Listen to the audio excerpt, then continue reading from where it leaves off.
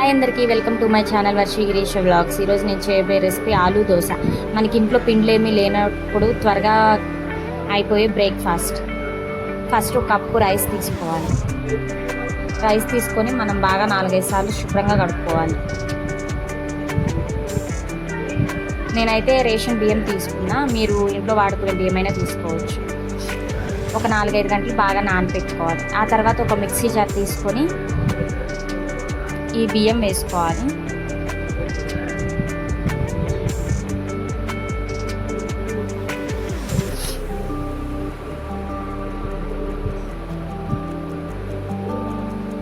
ఆ తర్వాత మనం 3 బంగాళదుంపల్ని బాగా ఉడికించుకొని తీసుకోవాలి. అవి కూడా మిక్సీ జార్లో వేసుకోవాలి. కొంచెం అల్లం ముక్క, ఈ మూడింటిని కలిపి మెత్తటి పేస్ట్ లాగా గ్రైండ్ చేసుకోవాలి.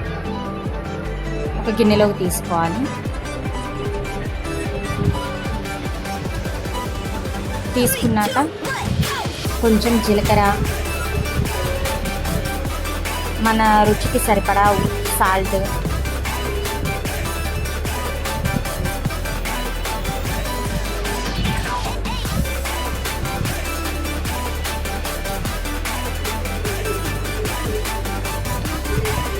ఆ తర్వాత సన్నగా తరుక్కున్న పచ్చిమిర్చి, క్యారెట్ తురుము, కరివేపాకు, కొత్తిమీర, ఉల్లిపాయలు వేసుకొని బాగా కలుపుకోవాలి.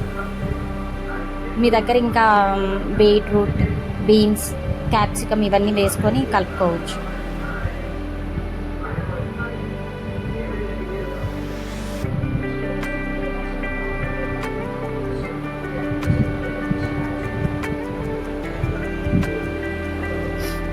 కొంచెం వాటర్ వేసుకొని కలుపుకోవాలి. దోశ పిండిలాగా కలుపుకోవడం. కలుపుకున్నాక ప్యాన్ పెట్టుకొని కొంచెం ఆయిల్ వేసుకొని, ఆయిల్ వేడయ్యాక ఇంకా ఇది దోశలాగా వేసుకోవాలి.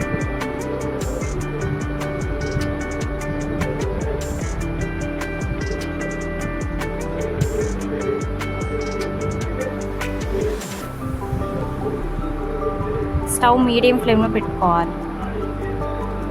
పెట్టుకొని ఒక ప్లేట్ వేసుకొని ఒక 2 మినిట్స్ బాగా ఉడకనివ్వాలి.